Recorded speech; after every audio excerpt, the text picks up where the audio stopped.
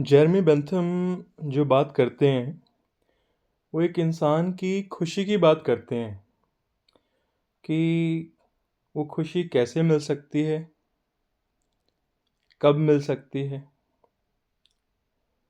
क्या करने से मिल सकती है। अगर वो लॉ की भी बात करते हैं तो लॉ का पर्पस भी वो खुशी बताते हैं कि ऐसा होना चाहिए। लॉ का पर्पस भी कि इंसान को खुशी मिल सके। अब ये हम शुरुआत करते हैं पेन एंड प्लेजर थ्योरी से। उसके बाद में हम थ्योरी ऑफ यूटिलिटी भी करेंगे, लास्ट में कर लेंगे। पहले theory of pain and pleasure देखते हैं हम। कुछ पॉइंट्स होंगे वो भी देखेंगे हम। चलो, तो देखिए, ये जो पेन एंड प्लेजर थ्योरी है इसको हम हेडोनिज्म भी कहते हैं। स्क्रीन पे लिखा हुआ है। तो देखिए इसमें क्या है कि बेंथम कहते हैं जो जीने का तरीका है ना इंसान का, उस जीने के तरीका या जीने का मीनिंग, जीने का मकसद, हर एक बात में खुशी होनी चाहिए। अगर इंसान जी रहा है तो किस तरीके से जिए? ऐसे तरीके से जिए जिसमें वो सेटिस्फाइड रहे, खुश रहे। कि pleasure and happiness is a way of life. अभी देखिए हम सिर्फ प्लेजर की बात कर रहे हैं, पेन की भी करेंगे अभी। तो कहते हैं कि वो कहते हैं कि सेटिस्फैक्शन ऑफ डिज़ायर्स की बात करते हैं। वो कहते हैं इंसान का जो दिल करता है ना उसको वो करने दो, वो खुश होके जी सके। अब इसका मतलब क्या होता है कि जो दिल करता है वो करने दो, कि उसको अपने डिज़ायर्स फुलफ़िल करने दो। डिज़ायर्स को भी वो हैप्पीनेस से जोड़ रहे हैं। अब अगर हम देखें, ये आप क्रिटिसाइज़ कर सकते हैं इस तरीके से। क्रिटिसाइज़ क्या आप मेंशन कर सकते हैं, क्योंकि अभी हम आगे देख ही लेंगे कि क्या बोला इन्होंने। देखिए, डिज़ायर्स अगर सबके पूरे होने लगे आज के वक्त, मान के चलिए कोई कहेगा भाई मेरी इच्छा तो ये है कि मैं बदला ले लूँ, मैं तो मर्डर कर दूँ। कोई कहेगा कि मेरी इच्छा है मैं इसका घर लूट लूँ। कोई कहेगा मैं तो एग्ज़ाम दिए बिना ही डिग्री ले लूँ। इस तरीके से अगर सभी की इच्छा पूरी होने लगी यहाँ पर तो हाहाकार मच जाएगा। It will result into chaos. पूरा केओटिक एनवायरनमेंट हो जाएगा। ना कोई किसी लॉ को फॉलो करेगा, क्योंकि भाई अब मर्जी अगर पूरी करनी है सभी की तो फिर तो आपको खुली छूट देनी पड़ेगी। तो इसलिए ये कहते हैं आगे कि जो ये सेटिस्फेक्शन ऑफ डिज़ायर्स हो ना, ये लॉफुल डिज़ायर्स की सेटिस्फेक्शन हो। कि whoever wants to do lawful desires, let the person do। तो देखिए ये कहते हैं कि भाई जो ये प्लेजर है ना, खुशी ही मान लो उसको हिंदी में। तो प्लेजर जो है आनंद एक तरीके से होता है वैसे तो, मतलब, लेकिन आनंद और खुशी की बात कर रहे हैं। तो देखिए कह रहे हैं कि सबसे अच्छी कोई चीज़ है ना तो वो आनंद ही है, प्लेजर ही है, हैप्पीनेस है। कोई भी अवेलेबल चीज़ अगर है तो वो खुशी है। और इवन यहाँ तक ये कहते हैं कि अगर हमारी जो मोरल वैल्यूज़ भी हैं ना, मोरल वैल्यूज़ का जो एम है वो भी खुशी है। कि अगर हमें जो मोरल वैल्यूज़ हमें जो फॉलो करनी है उसका भी रिज़ल्ट खुशी ही है। कि इंसान सेटिस्फाइड हो सके, सेटिस्फाइड लाइफ जी सके मोरल वैल्यूज़ को अपनाकर। या ये भी कहते हैं कि भाई जो सोर्सेज भी है ना मोरल वैल्यूज़ के, वो भी प्लेजर ही है, वो भी हैप्पीनेस ही है। तो प्लेजर सोर्स है सभी चीज़ों का। तो अब देखिए कि ये कह रहे हैं कि इवन जो कानून होना चाहिए, लॉ होना चाहिए, जैसे हमने शुरुआत में बात करी कि हम लॉ का ना पर्पस देखते हैं हमेशा। जैसे हमने दूसरी वीडियोस में बात करी कि भाई अगर कस्टम ख़राब है तो उसके अगेंस्ट लॉ बन जाएगा, और कस्टम अगर सही है तो कस्टम पर लॉ बन जाएगा। तो देखिए ये कह रहे हैं कि जो लॉ का पर्पस होना चाहिए, पर्पस क्या होना चाहिए अब, कि क्या हम गलत लॉ बना दें? नहीं, लॉ को यही ध्यान में रखते बनाया जाए कि it must result into the maximum pleasure and minimum pain. Law का ये मानिए कि जो एम होना चाहिए वो ये होना चाहिए कि ग्रेटेस्ट नंबर ऑफ पीपल को ना खुशी मिल सके, और अगर पेन भी हो तो वो कम से कम हो, ज़्यादा से ज़्यादा प्लेजर होना चाहिए। तो अब देखिए ये कह रहे हैं कि ये जो थ्योरी है ना पेन और प्लेजर की, इसको हेडोनिज्म बोल रहे हैं। This is the theory of hedonism. अब देखिए अब इस हेडोनिज्म को और क्या क्या बोला जाता है, किन किन टर्म्स से हम बुलाते हैं। हेडोनिज्म को हम परस्यूट ऑफ प्लेजर भी कहते हैं। You can write this in exam कि प्लेजर को परस्यू करना, आनंद की तरफ दौड़ना, आनंद को फॉलो करना, pursuit of pleasure, pursuing the pleasure. अब देखिए और इस थ्योरी के लिए क्या बोल रहे हैं ये, कि एक तो एक और टर्म इसको यूज़ कर रहे हैं यहाँ पर हेडोनिज्म के लिए। वो होता है कि उसको बोला जाता है hedonic calculus, hedonistic calculus, utility calculus, फेलिसिफिक calculus. जो भी आपको याद रहे कोई भी वो लिख सकते हैं आप एग्जाम में। मैं अगेन रिपीट कर सकता हूँ, फेलिसिफिक calculus, FALICIFIC, फेलिसिफिक calculus, utility calculus, hedonic calculus. अब ये फेलिसिफिक कैलकुलस एक्चुअली होता क्या है, जो ये टर्म्स दे रहे हैं हेडोनिज्म को ही, प्लेजर और पेन की थ्योरी को, तो ये इसका मतलब है क्या, इतने टर्म्स है क्यों? तो देखिए फेलिसिफिक कैलकुलस मतलब कैलकुलेट करने के लिए एक तरीका, एक एल्गोरिथम है।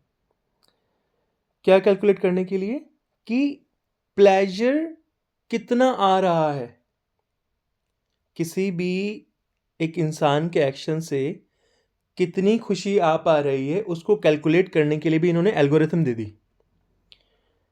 अब देखिए ये कहते हैं कि it is to calculate the amount of pleasure that a specific human action is likely to cause. अब ये ना जो इन्होंने दे रखा है ये इनकी एक बुक है, लिमिट्स ऑफ ज्यूरिस्प्रूडेंस डिफाइंड। उसमें एक चैप्टर 4 है, introduction to principles of morals and legislation. उसमें आप देखेंगे कि ना ये जो क्राइटेरिया इन्होंने दे रखा है एक, कि ये देखने के लिए अब हम एंटर कर रहे हैं एक तरीके से यूटिलिटेरियनिज्म में ही एंटर कर रहे हैं, बट उससे पहले ना हम ये पूरी लिस्ट देख लें एक बार। ये है यूटिलिटी कैलकुलस और felicific calculus, algorithm to calculate the amount of pleasure. अब यहाँ आप ये फैक्टर्स देखिए, सर्कमस्टांसेस देखिए, ये आप याद रखिएगा to write in the exam. In total these are 7। पहली है, ये क्राइटेरिया है एक्चुअली देखने के लिए कि भाई एक इंसान के एक्शन से कितना प्लेजर मिल सकेगा, उसको मेजर करने के लिए ये सिचुएशंस हैं या नहीं है। देखिए पहले तो इंटेंसिटी है या नहीं है ये देखना होगा। इंटेंसिटी मतलब गहराई होती है किसी चीज़ की, हाउ इंटेंस समथिंग इज। तो मतलब कि how strong is the pleasure, वो खुशी कितनी स्ट्रॉन्ग है। ऐसा तो नहीं सिर्फ नाम के लिए है, नहीं। दूसरा, ड्यूरेशन, कि how long will the pleasure last, कितने लंबे समय तक वो खुशी चल सकती है। अगेन ऐसा ना हो सिर्फ नामचारे के लिए चीज़ें रख दी गई हों, लॉ ने सामने रख दी हों, बोलने के लिए कुछ और, होने में कुछ और just they are writing on mere parchment and they are not applying it, they are not executing it. तो ये भी होना चाहिए। अभी हम सर्टेनिटी में भी देखेंगे। हाँ, सर्टेनिटी नेक्स्ट पॉइंट ये कि सर्टेनिटी और अनसर्टेनिटी, हाउ लाइकली और unlikely is it that the pleasure will occur, कि क्या होगा भी, क्या खुशी आ पाएगी या नहीं आ पाएगी उस एक्शन से, जो भी इंसान एक्शन अपना रहा है।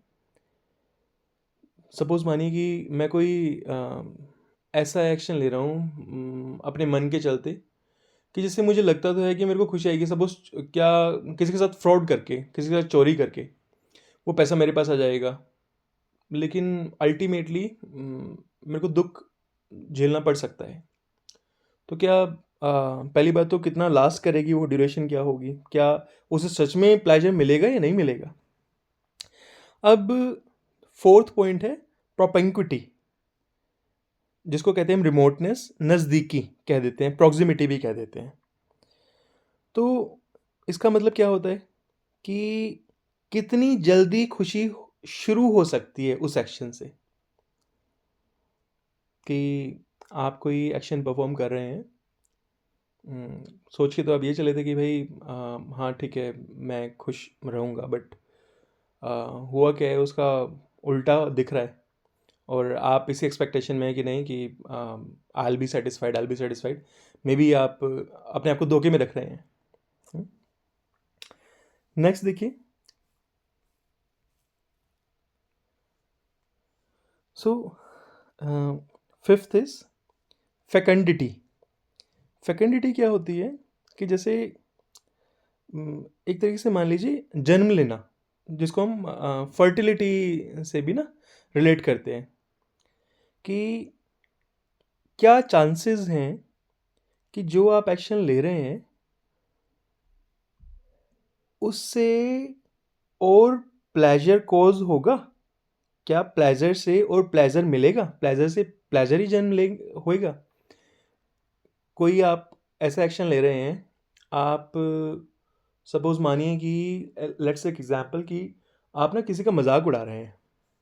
अब वो मजाक ऐसा मजाक है कि आप तो हंस दिए, दूसरा इंसान परेशान हो गया, और हो सकता है जब वो परेशान हो गया तो ऐसा एनवायरनमेंट क्रिएट हो जाएगा कि आपको भी परेशान होना पड़ेगा। ऐसा हो सकता है और होता है कई बार। तो this is fecundity. Sixth is purity, the probability that it will not be followed by sensation of the opposite kind. इसे क्या समझते हैं हम कि क्या ऐसे चांसेस हैं that pleasure will be followed by pain and vice versa, कि ऐसा तो नहीं हो जाएगा कि अ, सोच के तो हम ये चलें कि भाई कि खुशी मिलेगी, लेकिन हो उसका उल्टा गया। या हो सकता है कि हमने सोच के चला कि इससे शायद हमें दुख मिल सकता है, लेकिन हो सकता है खुशी मिल गई। हम्म? तो अ, अब कोई उसको कुछ कह देता है, कोई कहता है कि नहीं कृपा हो गई। हम्म? अब लास्ट पॉइंट है एक्सटेंट, कि how many people will be affected, या फिर इसको हम समझें कि कितने लोगों को प्लेजर कोज होएगा और कितने लोगों को पेन कोज होएगा, ये एक्सटेंट देखना।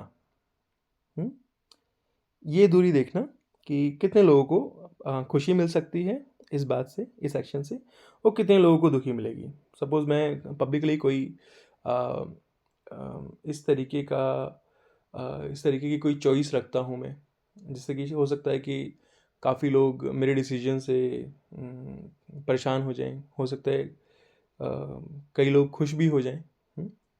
जैसे कि वोट्स के टाइम भी हो जाता है कि काफ़ी लोग किसी के जीतने से बहुत परेशान हो जाते हैं, कुछ लोग बहुत खुश हो जाते हैं।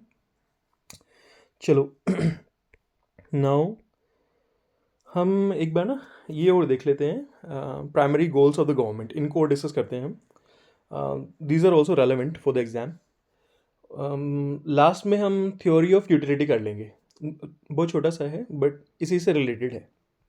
तो देखिए, ये कह रहे हैं कि कभी भी ना गवर्नमेंट के 4 गोल्स होने चाहिए, ये बेंथम ही कह रहे हैं। अब ऐसा क्यों कह रहे हैं? ये कह रहे हैं कि चलो हम देखते हैं कि अगर गवर्नमेंट को ना एक वेलफेयर सोसाइटी की बात अगर गवर्नमेंट सोचती है कि भाई सभी जहाँ पर ना सेटिस्फाइड हों, ऐसा ना हो कि भाई कि बिल्कुल ही कोई परेशान है और अ, कोई बिल्कुल ही बहुत बढ़िया है। ऐसा हो कि एटलीस्ट इक्वल फील कर सकें, डिस्क्रिमिनेशन ना हो या और किसी और तरीके की परेशानी ना हो।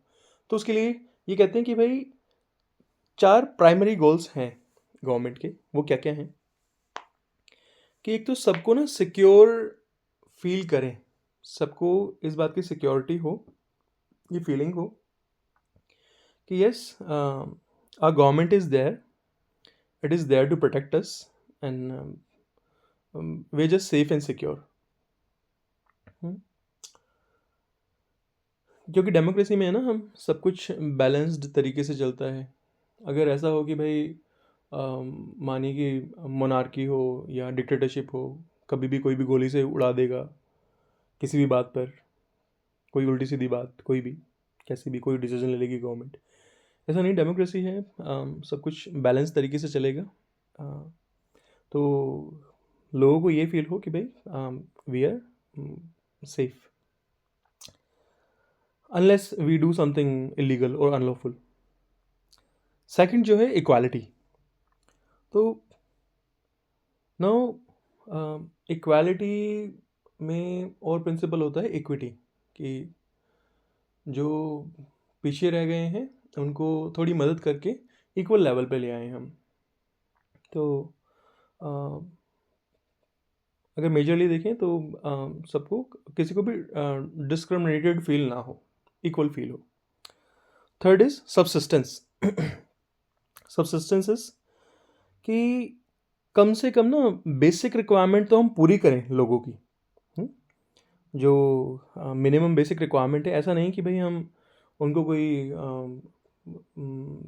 मानिए कि हम BMW कार्स दे रहे हैं या हम उनको बहुत बड़ी बड़ी ज़मीनें प्रोवाइड कर रहे हैं। नहीं, बेसिक रिक्वायरमेंट एटलीस्ट पूरी हो, उससे कोई वंचित ना रह जाए।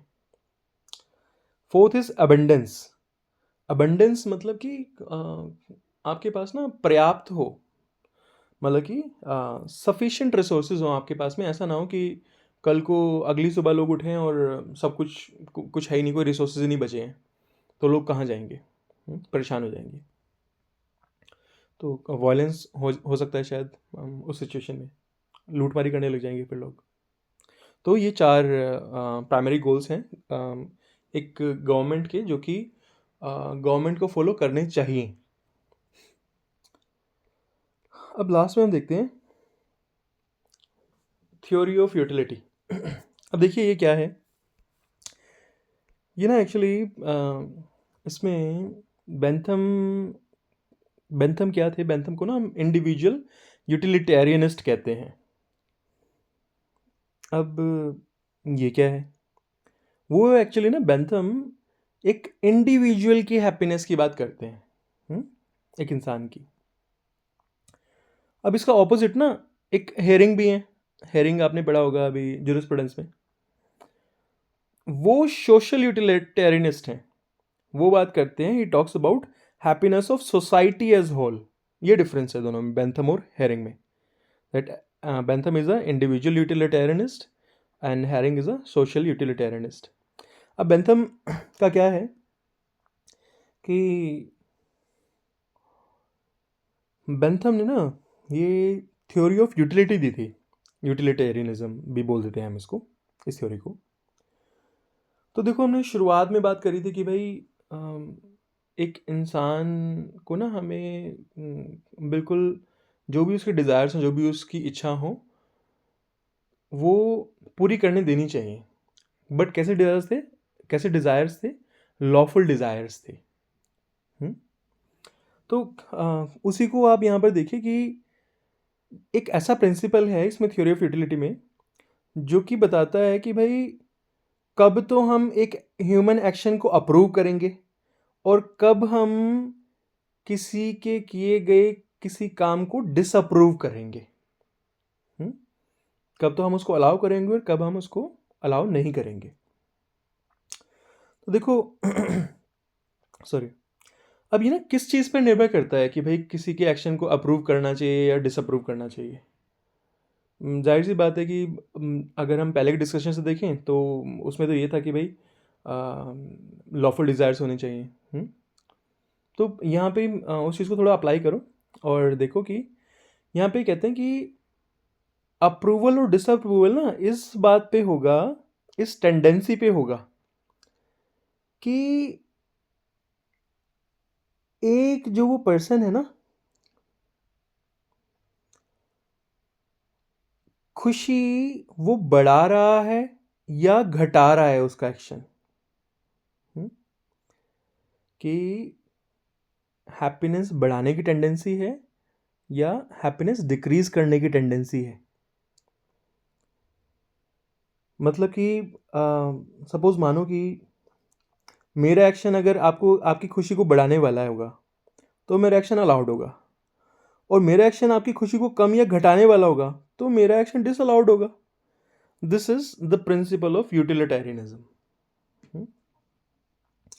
आगे एक बात और कह देते हैं कि भाई इवन इंडिविजुअल इंटरेस्ट और कम और ये ना कम्युनिटी के इंटरेस्ट को भी बताते हैं कि इंडिविजुअल इंटरेस्ट मतलब कि सपोज जो एक एक इंसान की जो सोच है, जो जिसमें उसको आनंद आ रहा है, जो जिसमें वो इंटरेस्टेड है करने में कुछ जिससे उसको खुशी मिलेगी।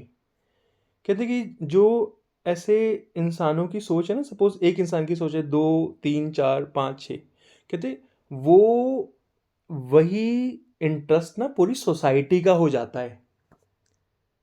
इंडिविजुअल्स का इंटरेस्ट ही सोसाइटी का इंटरेस्ट बन जाता है, ऐसा कहते हैं ये, कि कम्युनिटी का इंटरेस्ट बन जाएगा इंडिविजुअल का इंटरेस्ट ही। लेकिन इस बात को ना हेरिंग और रॉस्को कंपाउंड है, उन दोनों ने कहा है कि भाई नहीं भाई, सोशल इंटरेस्ट में और इंडिविजुअल इंटरेस्ट में दोनों में कन्फ्लिक्ट हो सकता है। ये हमने जूरिस्प्रूडेंस में पढ़ा भी है कि इंडिविजुअल जो करना चाहता है हो सकता है कि सोसाइटी के अगेंस्ट है वो बात। लेकिन बेंथम कहते हैं कि इंडिविजुअल्स का जो इंटरेस्ट है वही सोसाइटी का इंटरेस्ट होगा। बस यही है इसमें सब कुछ। बाकी आपको अगर स्टिल कोई एक्सप्लेनेशन चाहिए हो, कुछ समझ में ना आया हो, you can just let me know in the comment section. और किसी टॉपिक के ऊपर if you need any video then please let me know. Thank you.